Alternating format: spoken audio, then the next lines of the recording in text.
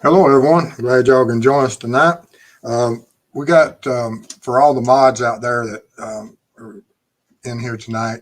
Uh, please, let's not do any prompts or anything. We got Nightbot that we're doing a test on, and so we're going to let Nightbot take care of everything. So no prompts to our mods. And also a little bit more of housekeeping before we get started. Respect the mods, respect each other, and then enjoy chat.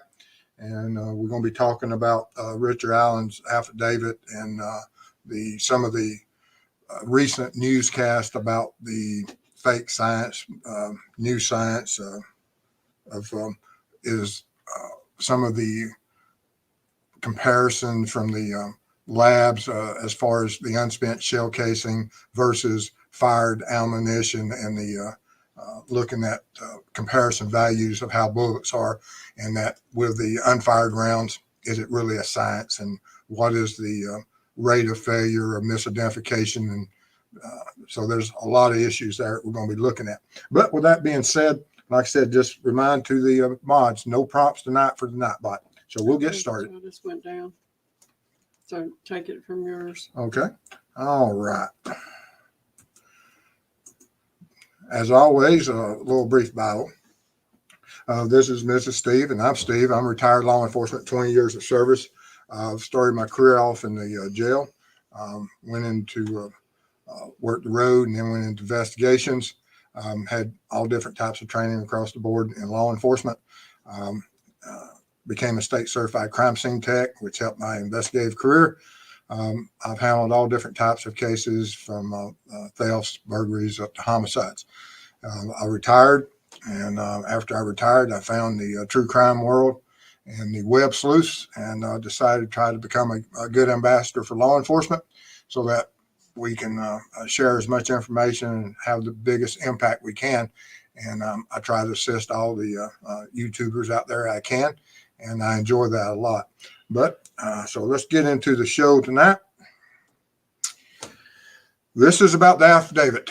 Yeah, that a few weeks ago when they made the arrest, and then they had the sealing of the affidavit and the documents relating to Richard Allen's arrest. And once the affidavit was released, this was part of it. And what does it mean? And as we've seen the posturing from the prosecution, the posturing from the defense, and as the news media has become involved and they're out there interviewing, they're bringing in certain their stance also. And what does it mean to the case as we move forward? What evidence, in addition to this affidavit, will they need in case this is something that doesn't make it into the court systems? It made it into the affidavit for the arrest, but what happens if it doesn't make it? And it is one of the things that isn't allowed for the jury to hear. And so we're going to be discussing some of that and see, what the examiners versus the defense attorney's opinions about this trade craft that these firearm examiners experts have. But this part of the affidavit says between October 14th, 2022 and October 19th, 2022, the Indiana State Police Laboratory performed an analysis of Allen's Sig Sauer model P226. The laboratory performed a physical examination and classification of the firearm, function test, barrel and overall length measurement, test firing, ammunition component characterization, microscopic comparison, and NIBIN. The laboratory determined the unspent round located within 2 feet of victim number 2 body had been cycled through Richard Allen's Sig Sauer Model 226. And the laboratory remarked, identification opinion is reached when the evidence exhibits an agreement of class characteristics and a sufficient agreement of individual marks. Sufficient agreement is related to the significant duplication of random, striated, and pressed marks as evidenced by the correspondence of a pattern of or combination of patterns of surface contours. The interpretation of identification is subjective of nature and based on relevant scientific research and the reporting examiner's training and experience. And all that will be presented in court. And when he is put into becoming an expert witness, and that's for this firearm examiner, if as they're qualify him as an expert so that his opinion can be stated to the jury so they can discuss this important thing that from their standpoint, from the state standpoint, absolutely links Richard Allen to it, to the crime scene of where this bullet was. I did a recent test.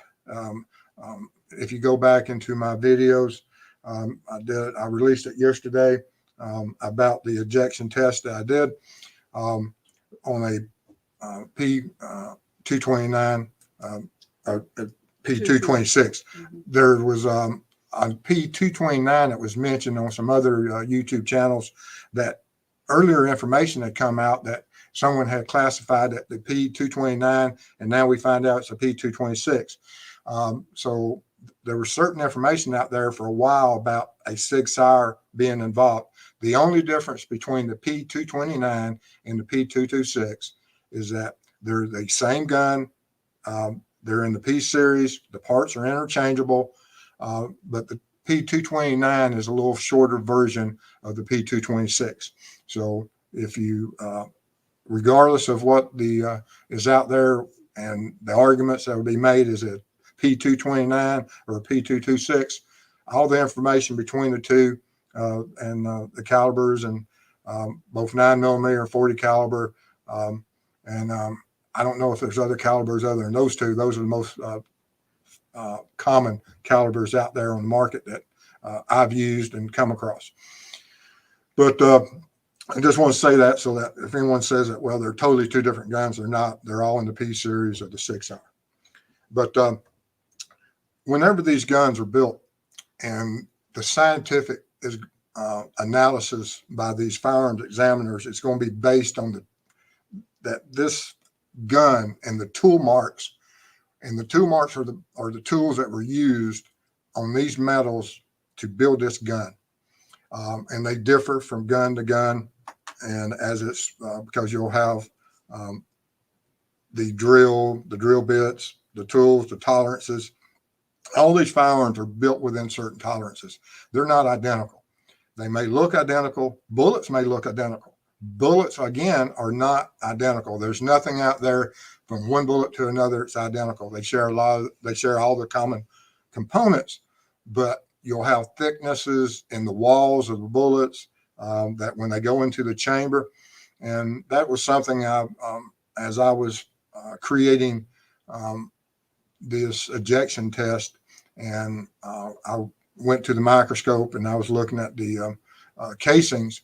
You could see that from bullet to bullet, it varied. Now, probably 90-something% of the bullets all shared very similar characteristics.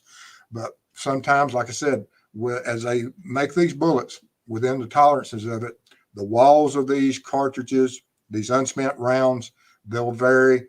And so you may have a little bit of differences and changes. And that's where the arguments will come in. And the true firearm experts out there will be able to bring all those facts out and discuss them in a far greater and clearer picture than what I can. But they'll have to convince that jury of what they're saying, and it's scientific. And that's how come the attorneys on the defense of Richard Allen are going to bring up that it's not scientific. Not every bullet that goes into a chamber of a firearm will have the exact same markings, and that's true. There may be a little thickness of the wall or not, but you'll see in some of this one as I do this first show, and then we continue on with some more testing in the future. We take to the microscope. But the two marks, tools may be linked to two marks and vice versa due to certain patterns or anomalies during the manufacturing process embedded in their surfaces. The patterns and anomalies of the tool marks are specific to each tool. The distinguishing features of a particular tool may be one aspect, just as the markings on a bullet can lead to a particular gun and can be identified and compared visually. And that's exactly what they're going to do with the unfired. This pistol, as it was being built and the tools used on it, left tool marks in here. It's unique to this gun. And we're going to be looking at some of those tool marks and parts of a gun, so you'll have a little bit of understanding of what this means. This is the barrel, or part of the barrel of the P226 six-fire. As it's being built and the tools used on it to create certain parts of this firearm, you can see the scratches and the channels and the striations that the tools left on the steel. This steel is a much harder surface than what the brass is.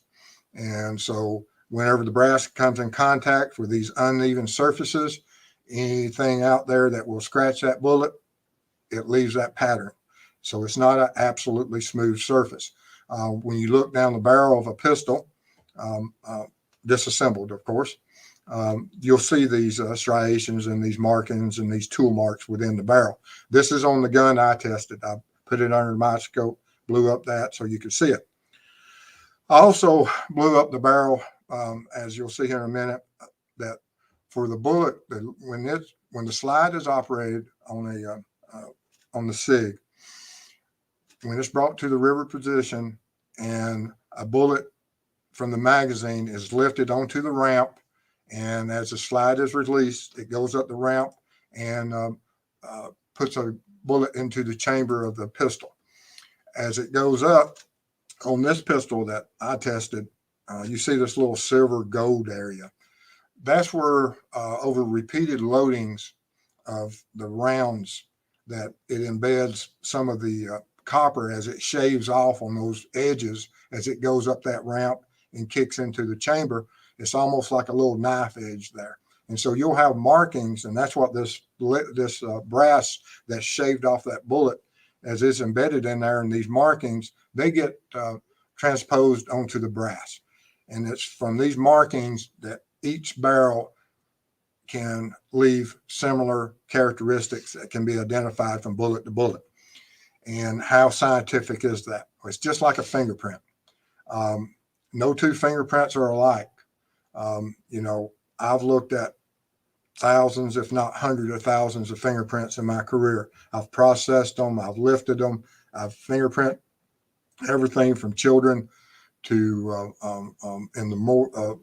and also deceased persons in the morgue and live inmates and processing crime. I've seen all the fingerprints that any CSI personnel out there has. I mean, it's just part of the training. And fingerprints are unique, and not everyone leaves good fingerprints. And it will be the same with guns. Not all guns are going to leave great identifying marks. And it's the same with fingerprints. But the experts, when they go out there and they analyze this, they're going to have all that information on the specific gun that they're looking at. And as we get further into the series, you'll see some of the things that we talk about.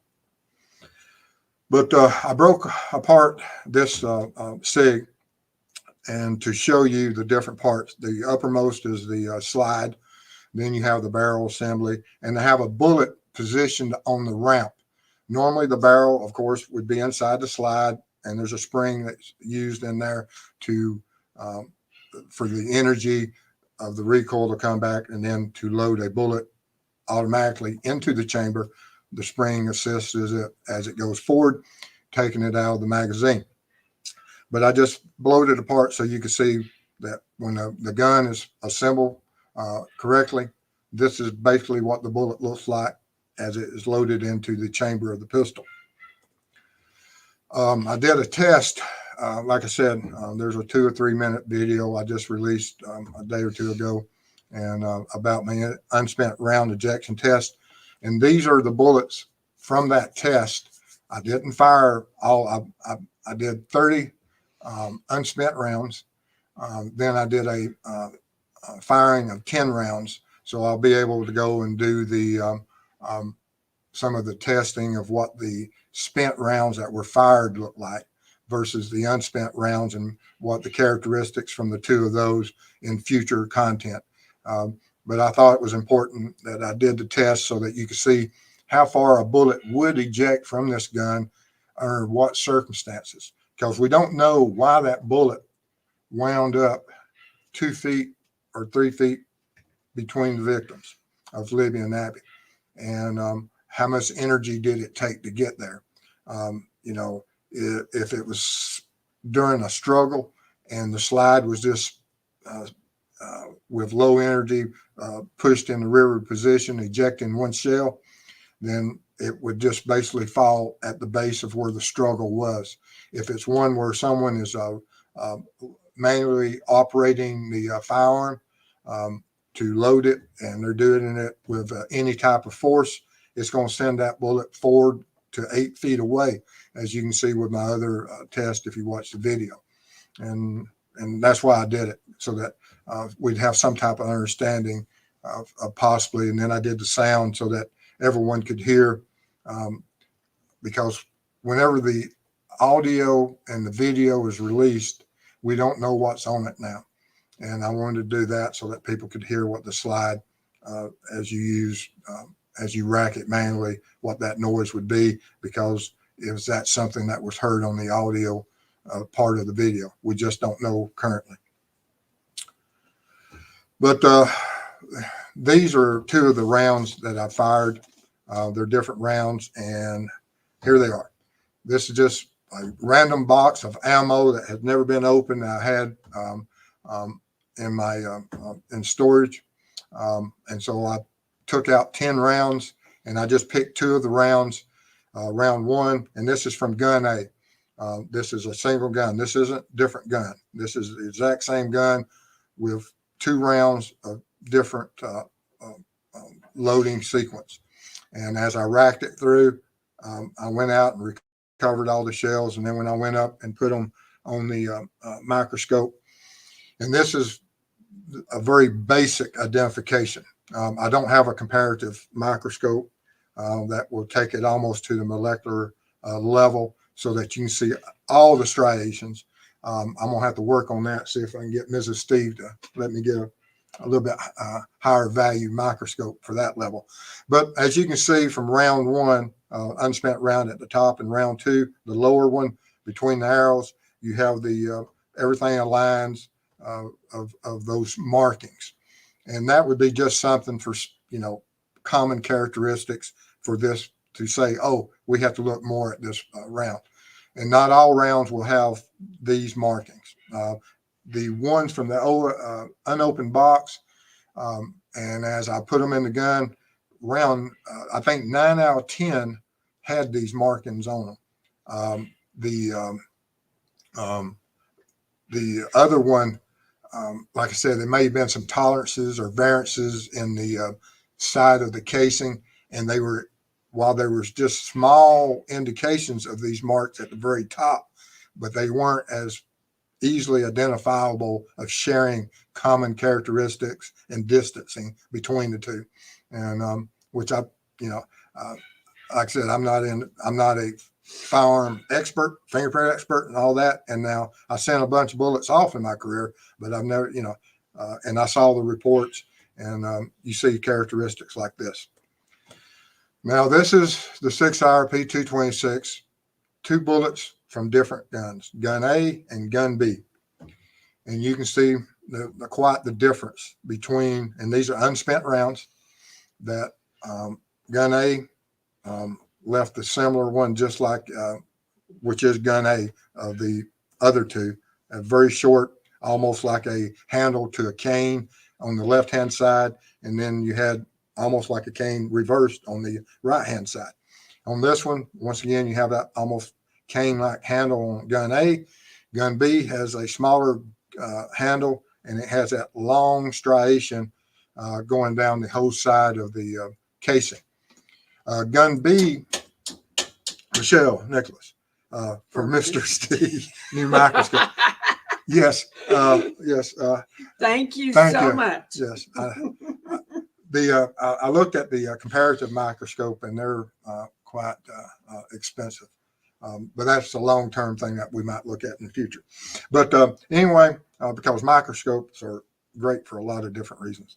But as you can see, the clear and obvious that when these experts get on there and they're talking to a jury, they will be able to explain exactly the process of as that bullet, unspent round, is ejected and these marks are created. And there's technologies out there that they can go in there and do scans of the barrels and 3D imaging and create all different types of images for a jury to see. And they would be able to do all that. I don't have that technology. We're down to laptops and a microscope is about all we got. But on the Sig Sauer P226 ejector, this is the gun I tested. This is the inside the slide. This is that claw that a lot of people are talking about that sits over there. It's the extractor part that jumps from the top left to the bottom right. You can see where that claw jumps the edge of the rim of the round, and it sets there. And so it's setting there so that when that gun fires, that extractor will pull that bullet out of the chamber. And as it goes rearward, on the opposite side of the shell on the SIG around 5 o'clock position, there's an ejector that hits the other side of the bullet, spring loads this round out the side, and it can pop it out, I think on the ones I tested, to around 8 feet is what's in the video. And so there is some force that the harder you work that slide, the further the shell casing would go. I did find interesting that when I was ejecting the shells during my test, that the medium energy that I used was very close to what the ejection distance of when you fired the gun. And that's going to be due to that as the slide comes back and it loads up on the spring, it's not coming back with all the force that I was using when I was really racking it and maximizing the amount of energy I was using to operate the slide. Part of my law enforcement training that you have a failure to fire drill, that you work that slide with all the energy and strength you have, get that bullet out there, get that gun going. But anyway, I wanted to give you that. And this is the markings that when that little claw, that extractor jumps the edge, and this is a bullet from that gun, this is the markings that as it comes over that rim, sets in that little gap, that you can see these markings on the rim of the shell casing. The furthest marking on the casing wall itself is not caused by the extractor. If you'll look at the extractor, you'll see that that extractor doesn't come in contact with that edge of the wall. That is from the tool marks that's within the chamber. And so that little cane marking from that's on these guns is from as that gun is built, and the markings that's within the barrel, that's what created the little cane handle all the way to the right, or the striations and the markings on that shell casing. And this is just a little bit more of the P226 2 marks, a little bit closer, close up of it. And so you can see it. Now, when the examiners get in there with their $7,000 to $11,000, $14,000, because I saw them from $7,000 to I think around $14,000 on the comparison microscopes, they'll get it down there, and this is what they will be able to produce on the comparative microscopes. They'll get in there, they'll look at those metal markings, they'll be able to take bullet A, bullet B, unspent rounds, and any part of that that they see that has tool markings, they can take those, mirror them, put them side by side, and as in this image, you can see the why it is an identical firearm, or has similar characteristics, identical as far as causing the striations in that bullet or in that casing. And so this is what they would be able to testify to, and the jury would be able to see it with their own eyes. And that's the thing, is that these experts, that no matter what they get up there to testify to, you have to convince that jury that what they're seeing is true. If these markings did not line up, you're not going to convince a jury, and you shouldn't convince a jury. If they don't line up, then they're not part of this evidence. And so these experts have to be extremely careful when they present these cases and this information. And just like with fingerprint classification, when you go in there to testify that this fingerprint belongs to that offender, you have to have your ducks in a row, and it has to be. And as they teach you, either it's true, and if you find anything that is not part of that print that is repeatable, then of course it's not. You can't go in there and say it is, no matter what. So if you're looking at a fingerprint, and there's a lot of fingerprints out there that may have some common bifurcations and different parts and different similarities in a fingerprint, but it takes a certain amount of characteristics and commonalities for you to say that that fingerprint belongs to that person. And it's the same in the firearm, as these experts go in there and look at these characteristics and voice their opinion.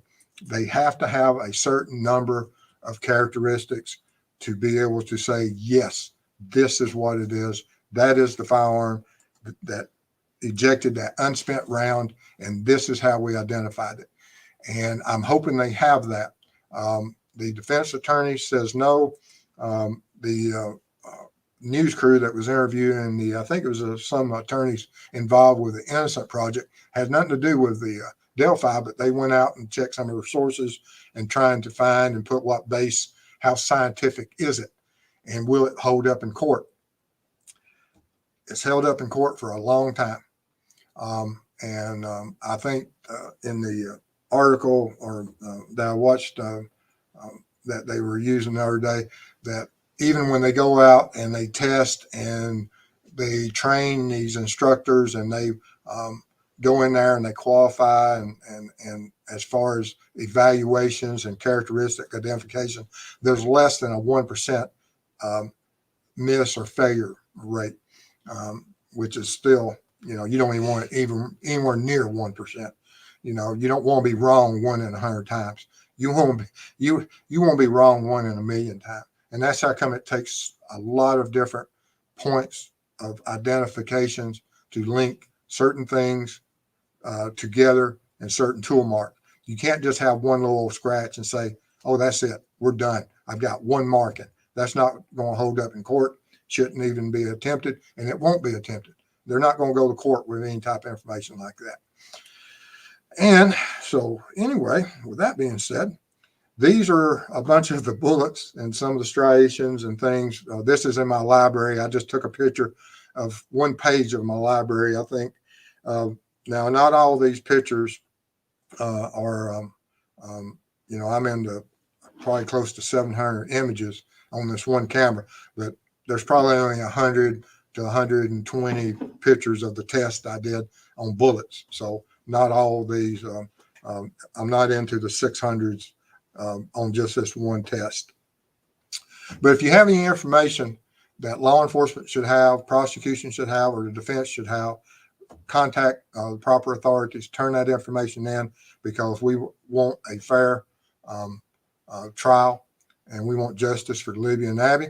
And if you have that information, we need that out there and bring it in as soon as possible. And I appreciate your attention. And do we have any questions? You got a few. Okay. Let's see here.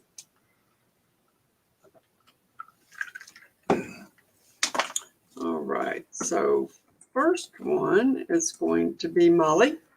Most scientists now say, quote, consistent with or similar to, and things like that, along with something similar to subjective. But the stress would be on that the examiner is a valid expert. Yeah, right? Yes.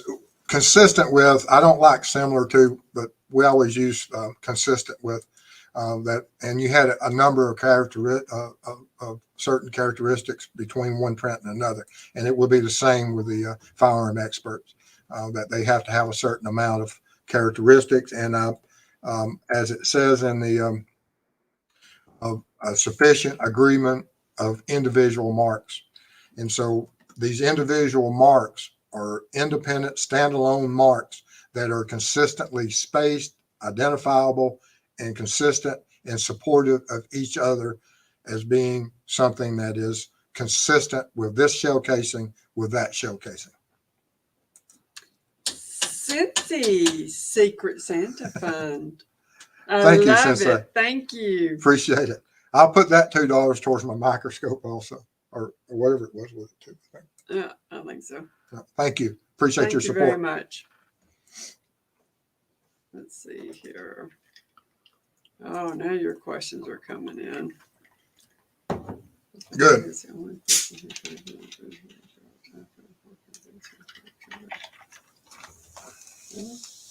What's going on?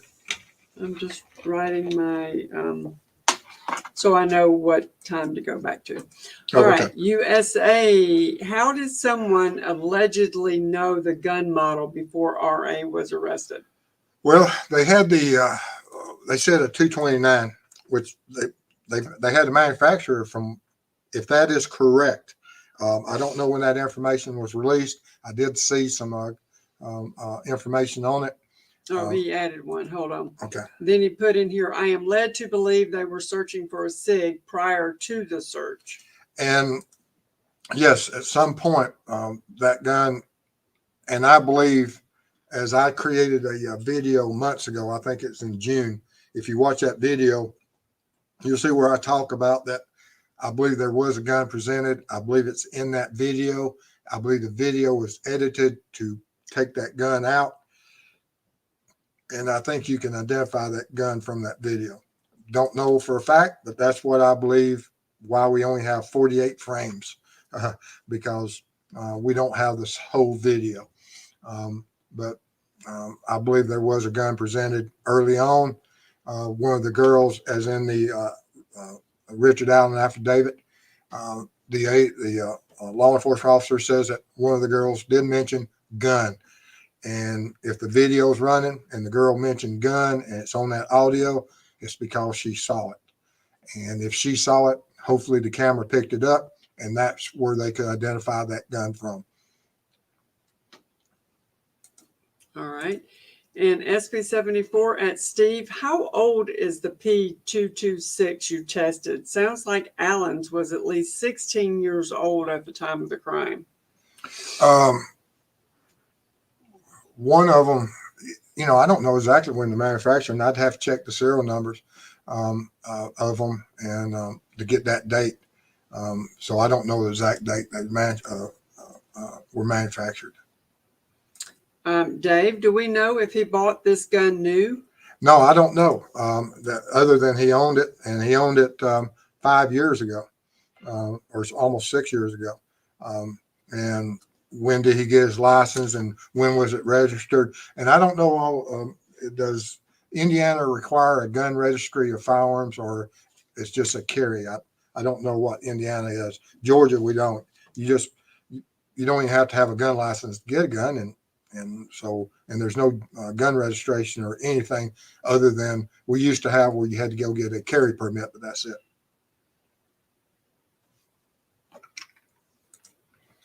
All right, let's see here.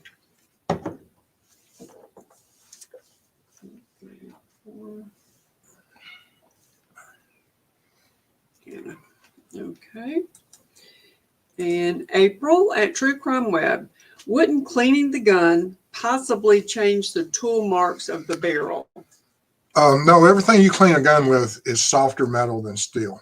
Now, if they use something that was harder or hardened steel, yes, it could in between. And but most of the cleaning brushes and things are also brass, softer metals, nylon, rags, and so they're softer, and they'd have no effect of it on the grooves or any of the tool marks that are in that hardened steel. And Carol, have any witnesses come forward saying they heard gunshots that day? I mean, the crime scene was only 1.5 miles from the bridge. Maybe he used a silencer? We don't really know. Plus, we don't know if they were shot or if it was just we don't know the manner of death. And whenever that is released, we'll have more information. If he did shoot, would anyone have paid attention? We don't know. And yes, some guns can be silenced. And also if there's a contact wound, meaning that someone's holding a gun very close to an individual, it will muffle the sound of the shot. And so we just don't know. It'd be speculating to guess at that.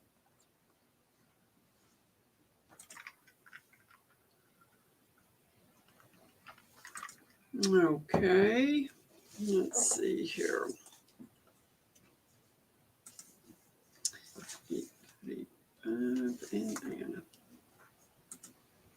All right, and Sweet Sue, your ballistics test sounds like it was 90% conclusive in matching the gun to the bullet, ? On the similarities of the level that my microscope could take, yes, that 90% of the casing, which made me realize that they wouldn't just take, okay, one bullet that they found there. They may have to run 10, 20, 30 rounds through that gun to get something that is similar, because like I said, all bullets are not created equal. The wall thicknesses can be different.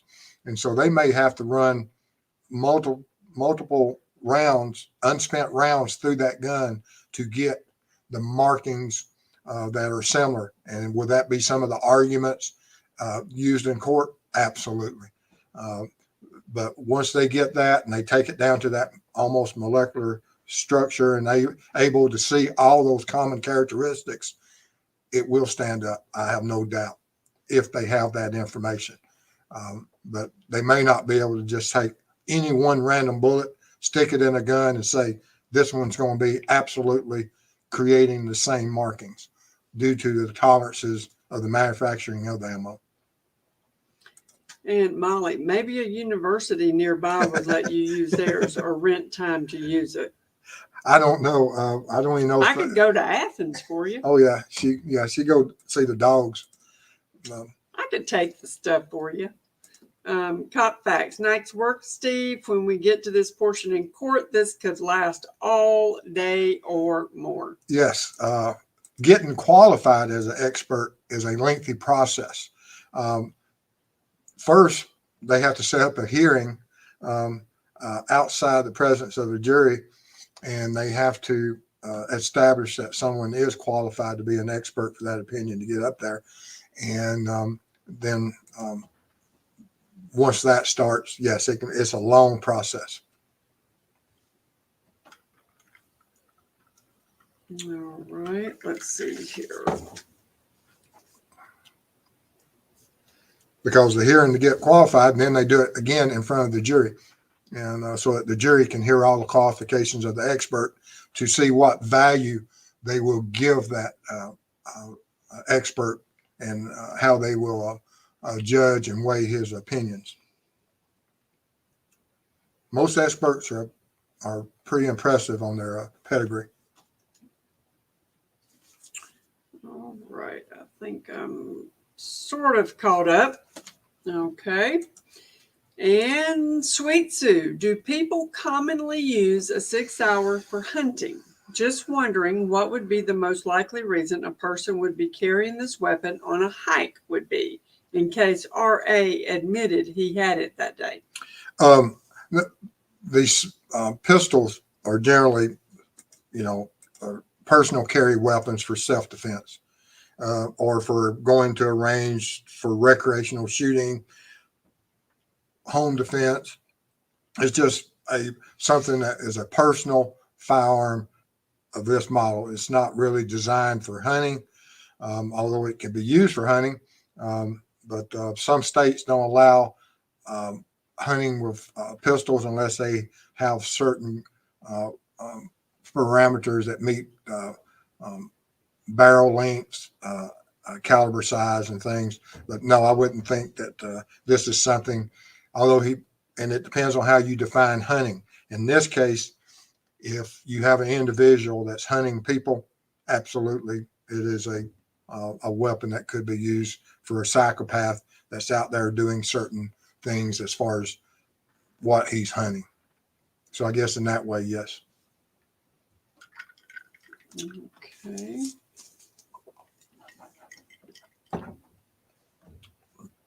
But for wild game, no.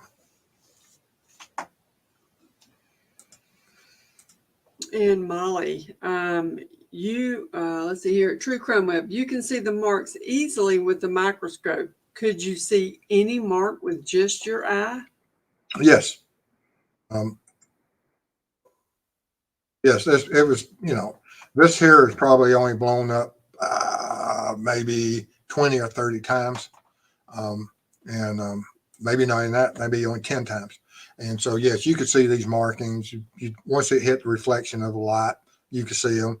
And then, of course, I used a magnifying glass also, which is a lot easier than putting it under the microscope. And although I do have a digital microscope, but it's just so much simpler to look at a bullet and it'll jump out at you that, oh, this is something that is this on this bullet and is on that bullet. And then you go from there. Just like when you look at fingerprints, is this fingerprint even in the same classification as that one? And if you look at enough stuff, you'll see that it is. There's nothing tricky or that will, throw you off. If there's something absolutely different about it, it's different.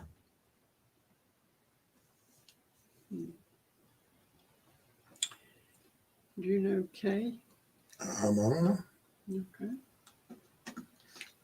Interesting. All right, and that's Anna. All right, this is Ann. All right, let's keep going. Absolutely. We have Dave. There was a question posed the other day that does make a little sense. How did the bullet get between the girls if he moved the bodies? Well, that's the thing. What was happening was he getting ready to leave, and he just checking his firearm and kicked a round out. We don't know what all went on there at the crime scene. Was it prior to the deaths? Was it during a struggle? Was it for intimidation? There's so many different reasons that a gun to be racked or the slide operated manually loaded a round into the chamber and manually ejecting the round from the chamber. There's a lot of things that could have occurred there. And but it would be interesting of where and why that did occur. That's a good question.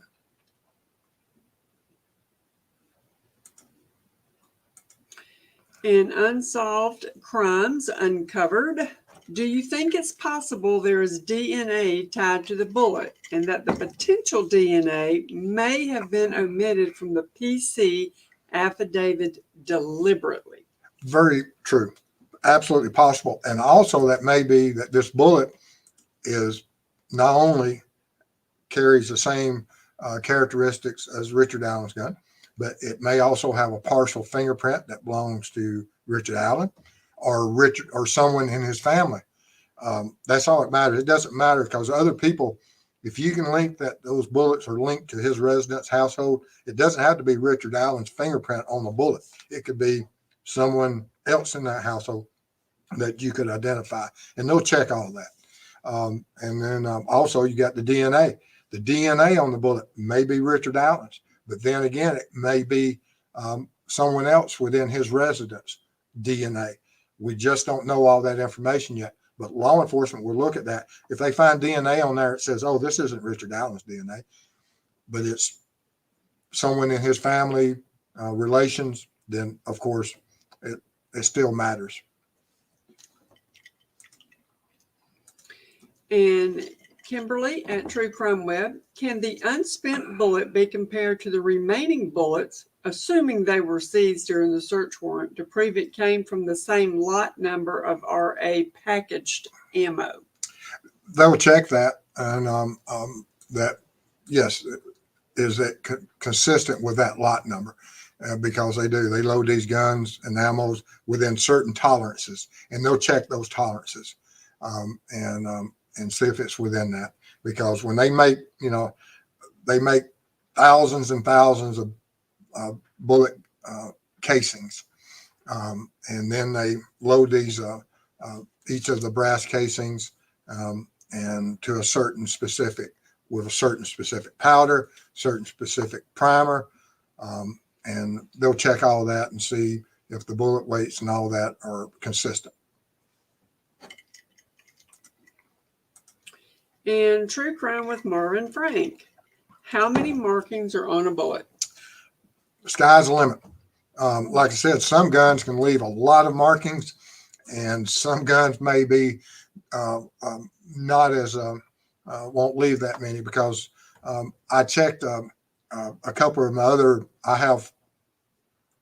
I ran ammo through, I don't know, 4 or 5 different model guns of not just SIGs, but Berettas, Smiths, Colts, and some of the guns left really good markings, and some of them were poor. And I'll cover some of that. That's really a good point.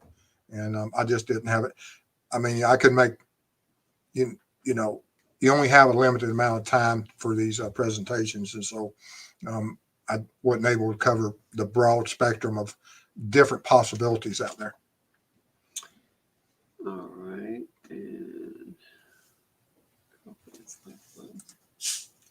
And Anne, very impressive and helpful, Mr. Steve. Can you also say a few things about chain of custody? Thanks. Yes, the documentation from the crime scene, that when they first found this bullet, or when they first got to the crime scene's locked down, secured, everyone's removed from it that's not law enforcement. And then as law enforcement shows up, and as different personnel show up, and they start processing, and as they process it, say they came across the bullet at whatever point, they'll instantly document where that bullet was located, and GPS measurements from the baseline, ever how they document, and so that they could go back and place that bullet in the exact same position. They'll have photographs of it. They'll have the measurements of where that bullet was found within the grid of that crime scene. And so they'll have all that information documented. Then after they find the bullet, see the bullet, document the bullet, where it's located, photograph it, then they will retrieve the bullet, package the bullet, and it will be assigned a number, and that number will stay with it with an evidence sheet number, and all the way to trial. And that chain of custody, from the time it's located to the time it's presented to that lab personnel, is documented. From the time the lab personnel does all their tests on that bullet, they have the custody of it. And when they are finished with it and they send it back, or they keep it wherever they keep it in their chain of custody and their evidence lockers, then they will become part of that chain of custody. And all that is addressed in court. When you're up there testifying that about that chain of custody, you know, there may be multiple people involved in it. You'll have the CSI that found the bullet, documented it, and secured it, and passed it along to the evidence officer, who would have logged it into the evidence room, maintained it, and then whenever it was transported to the crime lab, that's documented. When it's signed over to the crime lab personnel, that chain of custody is documented. And then whenever it comes back and going to court, and when it goes up there, they'll open up the package, and it'll be the chain of custody, and they'll be able to explain it from. You can never have anything brought into court without a chain of custody as far as anything vital evidence. Mob Crew's here. Hey, Mob. Hey, Chris. Oh, yeah, he has a show tonight at 9:30. I'm looking forward to that. I'll see you at 9:30. And so y'all, everybody, if you would, just run over there with me. I'm going to talk to him a little bit. I'm going to be in this chat. Uh-oh. I'm going to be in this chat. Look out, Chris. All right. And I'm not even going to attempt this name.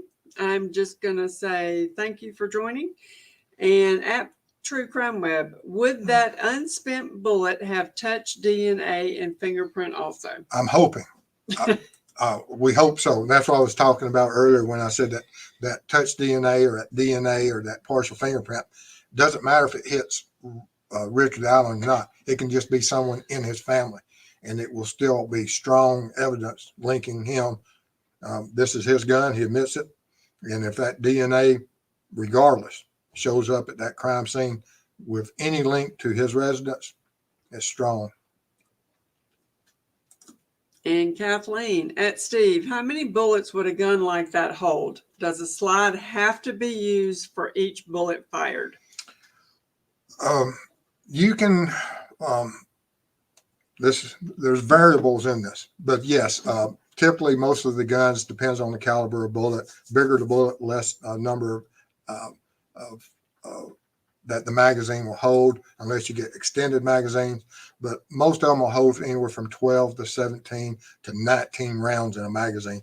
If they're double stacked, you have certain magazines that are single stack for different models. This is a double stack, and I can't remember exactly which one in the magazine I was using and how many was in it. But for you to manually operate the slide and load the gun, yes, the slide is generally the way the gun is loaded. But can you lock the slide back and physically, even when there's not a magazine in it, can you take a single bullet, load, drop it into the chamber, and release the slide and load the gun? Yes, it's a lengthy process, but you can load this gun one bullet at a time without a magazine in it. But it, it's designed for a magazine to be in it that has 15 rounds in it or so. And, but it can be loaded single bullet one at a time if you have to. Let's see here. Already done that one. And yes, the slide has to be forward and the bullet has to be seated in the chamber for it to fire. All that, because within the slide is a firing pin, if that's what you're asking also. A lot of different variables in it. All right. And Anna, it is said the 6-hour P226 was described in the Bicycle Road search warrant. This was specifically discussed on Reddit 8 months ago. Yeah, I don't know. I know that someone mentioned that there had been discussed prior to. I hadn't seen that on Reddit. But if it was, they were accurate. And Richard, late to come on here, but could an unspent shell be matched exactly to a box of shells he had at home? If it's from the same lot number, but just from that one box, someone could argue that, I know Richard Allen, been at gun range with him, but or that bullet could be anything, but it's linked to his gun, which is a little bit more supportive and stronger. But yes, they could probably, that whenever they get in there, they're going to link everything from that lot number to that box of bullets. If they have that box, they may not have it. It may only be one magazine of bullets that they have, or they may only have this one bullet, and he may have shot every round that was in that box, and all they have are the markings from one bullet to this gun. There's no, we don't have anything indicating currently that he still had the original box from 5 years ago that this bullet came from. Okay. Then she added this. Has been said LE found record of RA buying the gun. He had a CCW, but now folks in Indiana say that permit is no longer required for concealed carry. Yeah, they went to constitutional carry, which I agree with. I've been around firearms my whole life.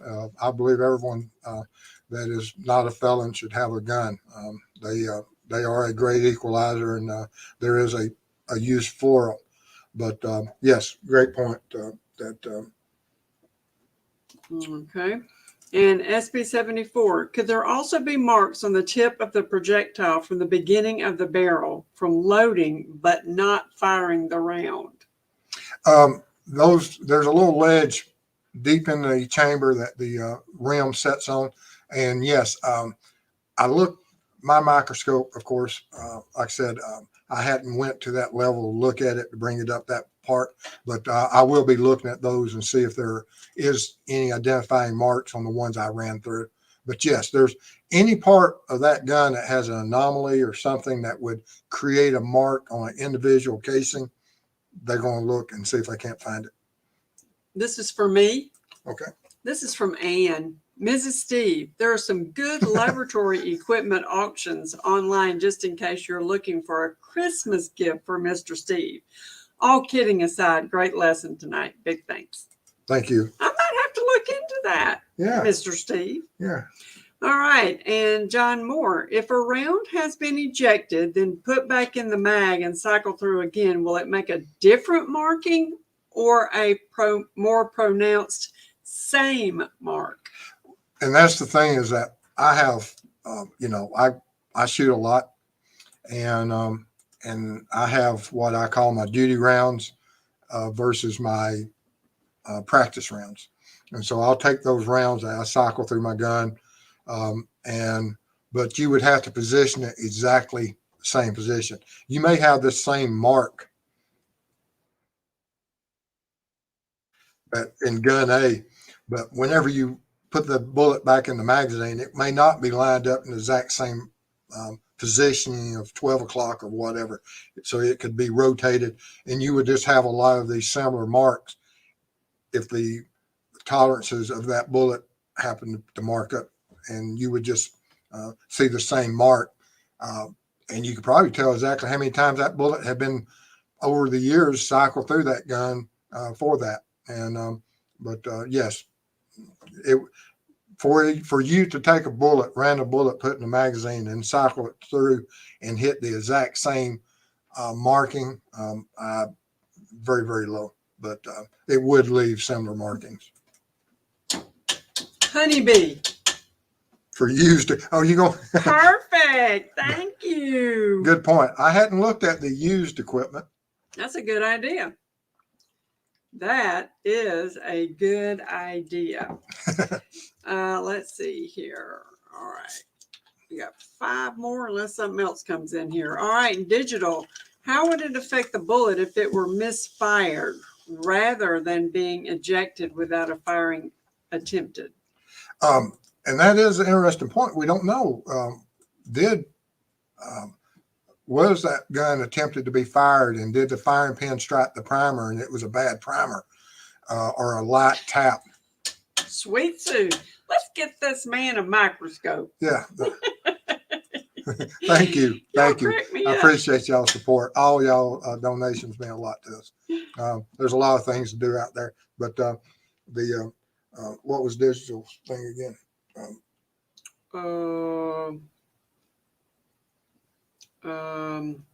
It's gone. Okay. It was something. Lord have mercy. I'm easily sidetracked at times. And I'm clicker happy. So there you go. I'll have to look for it, I guess. I don't know. Let me see when that time is. That time is 8:48. So let me go. Oh, I got to go way back up here. Because his is going to be before his. Oh, here we go. Okay. Okay. Oh, yeah. If it was a light tap on the primer or something, it didn't fire. If that's the case, they would be able to use that, the firing pin markings that would also be an indicator. Is that the case? Possible. But that'd be the only difference if it was a misfire or a failure to fire. But if it's not ever attempted, you just have these markings on the casing of where the striations of the bullet being ejected. You done now? I'm done now. Perfect. All right. Rock on. Let's see here. Todd, I've been reading comments over the past week that the 6-hour P226 is not a common gun. Is this true? Let's see. I had to go. I only had access to one, and I talked to about 6 friends that are also real big into guns, and none of them had it. Some of them said that they had them in the past, years ago, and then they traded off. But no, there's a lot of 6 hours out there, and I don't know how common it is. I own all different kinds. I own every gun. I own probably at least one gun from each manufacturer of some type. Don't I know? Jumping Jack Flash. Steve, do you think he was trying to scare the girls with the gun or was going to use it but got spooked for some reason? I believe he absolutely used it for control from the get-go. I think that's what happened on that bridge, because we have supporting evidence now that from the affidavit that one of the girls said gun, and at what point and what happened after that, we don't know, for the fact they haven't released that yet. But yes, I believe he brought it, and he obviously was prepared to use it, because the manner of death, regardless of the manner of death, he killed 2 innocent children. And so that was something that he had went prepared to do, and he did.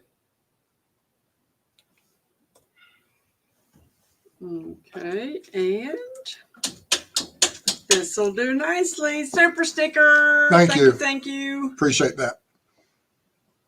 I appreciate everybody's support. It means a lot to us. Like I said, I was on earlier today talking to some of the families that I may be making another trip. And yeah, I know. Yeah. So, but I appreciate all y'all's support. It means a lot to us and to those families. All right, 902 jumping.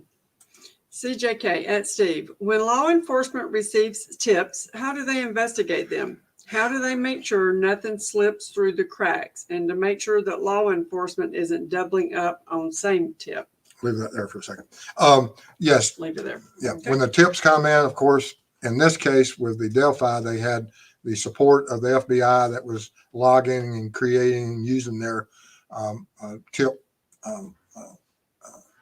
whatever algorithm they had or whatever app they were using to make sure that nothing got lost, which obviously something got misinterpreted or entered wrong or something for it to come back and not be seen for 5 years. But generally you would have where everything is checked and double checked, and you receive a tip. When you work a lot of cases, it may be a tip from a phone call. It may be a tip from now you have emails, texts, and that you're assigned. And I believe I've said that they had all the personnel in the world that as these tips came in, that they would organize them, send them out with the detectives, let them go out, follow up on those tips, bring in the information, and reassign and go back again. And it still slipped through the cracks. And but then once you classify and you organize these tips, that okay, you have all these tips say coming in on Logan. Anything that mentioned his name is going into Logan file. Anything that came in on the Allen file would go into Allen file.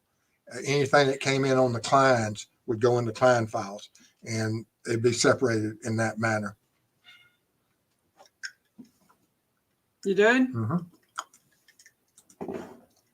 Perfect. All right. Laconic, do you think the defense can get around this evidence? Throughout history, we learn that, yes, there's a lot of times that you can have a absolutely, if they don't have the proper evidence, and if the defense is able to give a good reason and understanding and bring in the right experts that will bring justice regardless, because we don't know right now what the evidence is. It hasn't been presented to a jury, and we haven't seen it. And we don't know the qualifications of the expert that the state used. We don't know all the characteristics that he and the number of characteristics that links that bullet to his gun. We don't know all of that. We assume a lot, And a lot of people are so hyped up right now that we have somebody in jail and we have to stick with those guns. And that's something that we have to always be wary of. It's so easy to jump to certain conclusions sometimes just because police says it. I've been there. I've been guilty of it myself. I'm supportive of the police, but I'm also wary that there has been times where things have been rushed to judgment. All right. And USA's got 2 back-to-back. If they could identify a SIG handgun, do you think they could identify a face? Number 1. Yeah. Number 2, could the unspent round be one of the things Robert Ives thought was a signature? That is an interesting concept. That did he leave a bullet for a purpose? And was that bullet clearly out in the open? I hadn't thought about that. That's a good point. That, if he did position that bullet in a certain position, yes, I can see that. Hadn't thought of that, but that could be a signature if it's exposed in a certain manner. But if it's hidden up under leaves, not so much. Super sticker. Thank you. Thank you, Mary. All right. And let me go see. Let's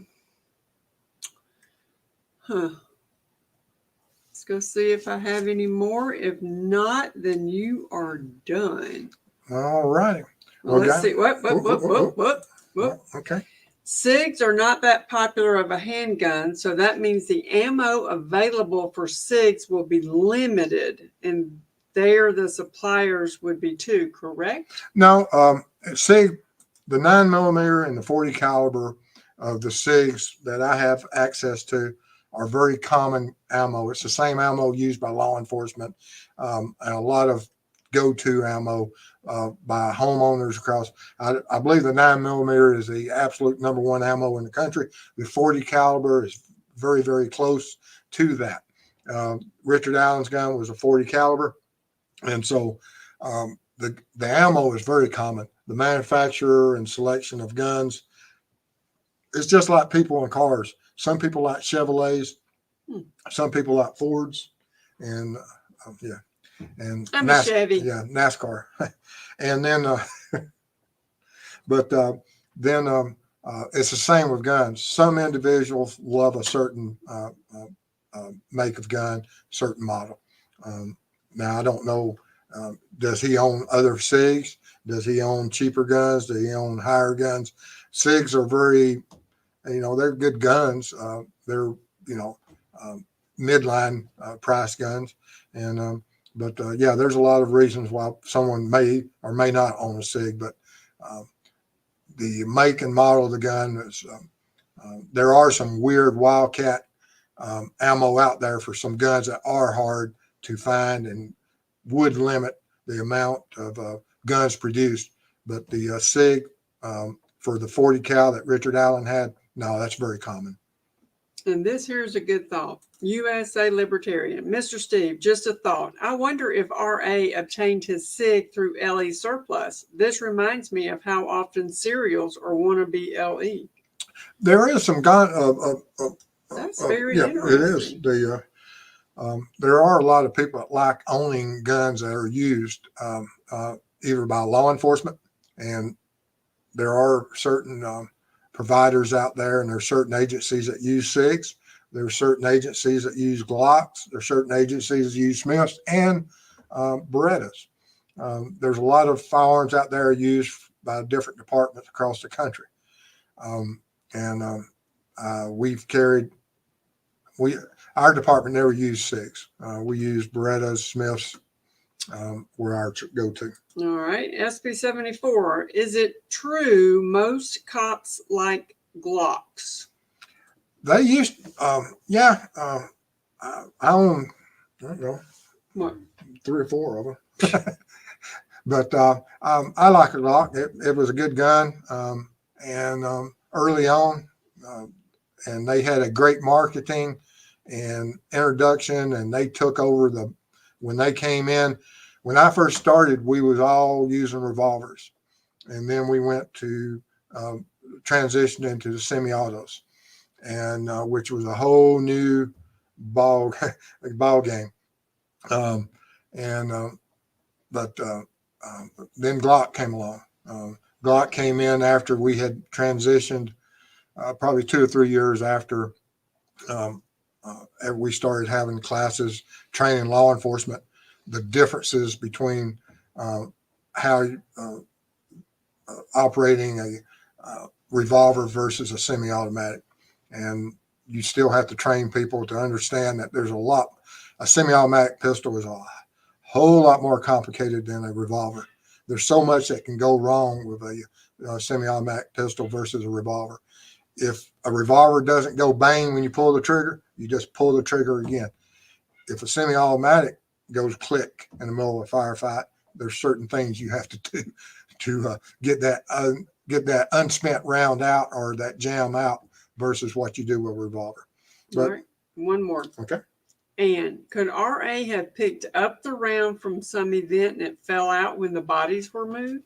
Could have. I mean, we don't know. We just know that the law enforcement says it was cycled through that gun at some point.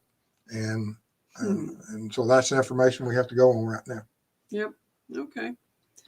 John Moore gave us a little tidbit. SIG 226 is used by military Navy SEALs. Okay. Yeah. I think they can about choose any type they want to use at certain points. And it wouldn't surprise me that certain people like certain guns. Whatever you like and whatever fits you.